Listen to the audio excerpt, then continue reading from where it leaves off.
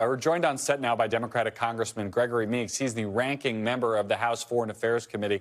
Congressman, you were able to sit through this and listen to it with us. Elon Musk says he is showing his work and we should trust him. Do you? No. Look, there's a way to trust. Bring it down to the Capitol. Let's have hearings on it. Show us. We have oversight responsibility. That's the job of Congress. There's separate branches of government. That's what democracy is about. Not just the executive, the legislative, and the judiciary. Bring it down. I have requested of the chairman of the Foreign Affairs Committee, bring individuals down from the government. Bring Elon Musk or anybody from Doge there. Let's see and let's talk about what's taking place. Let's have them answer questions and present facts or evidence and show us.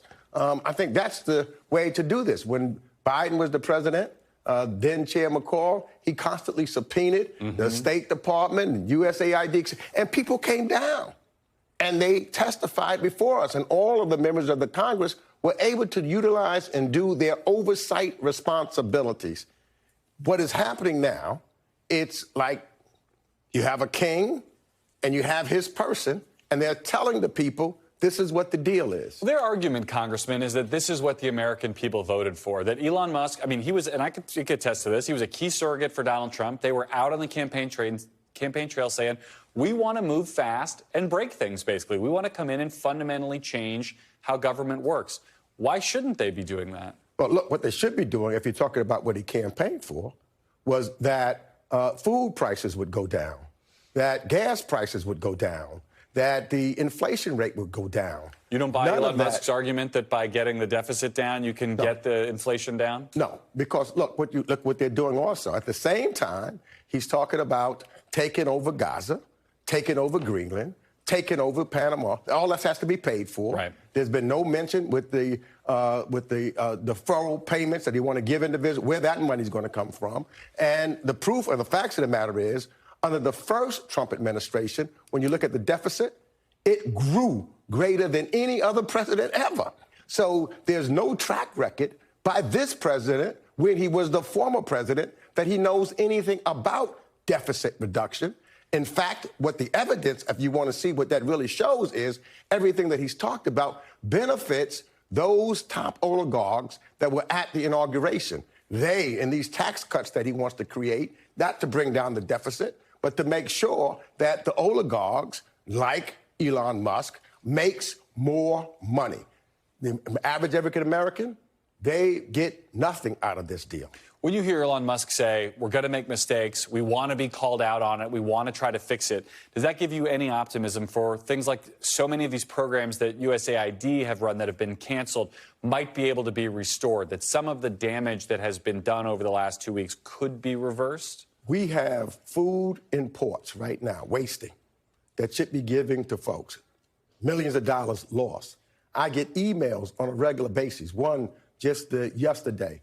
He's stuck in Lebanon, told that he can't do nothing. All of the work has shut down. His kids and families in Kenya because he's at a sold spot. Nothing is happening there. 93 missions have been shut down around the world. 93. Nothing is there. No one is there. So individuals who are Americans and who have worked for us are at bay. They don't know what's happening. You know what it does? It hurts our national security. China and Russia are chopping at the bit. They're waiting to get in there where we leave out, because these individuals now will have nowhere to go. So if you're going to investigate this, you don't shut down 93 missions. You don't forget about national security, which is at stake here when we abandon these missions.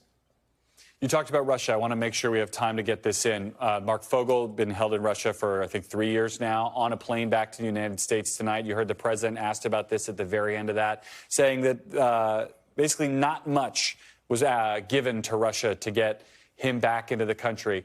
Do you believe that? Do the Russians ever give anything for free? I've never seen that, other than I think what Vladimir Putin likes is he sees someone that's similar to himself.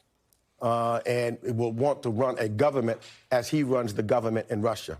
I don't think the people of the United States wants that. He wants the United States Congress to be like the Duma and the government in Russia, where they have no real say. They suppose we have jurisdiction over the budget. They have nothing in Russia. It's just what Vladimir Putin says. And if you don't agree with Vladimir Putin, what does he do? He puts you in jail or he does something to you. That's exactly what Donald Trump wants to do. He wants to be Vladimir Putin. Congressman, we could go another hour, but we're out of time. Thank you so much for coming in and for your patience as we all witnessed this historic news conference as it was together. Gregory Meeks from New York, thank you. Thanks for watching. Stay updated about breaking news and top stories on the NBC News app or follow us on social media.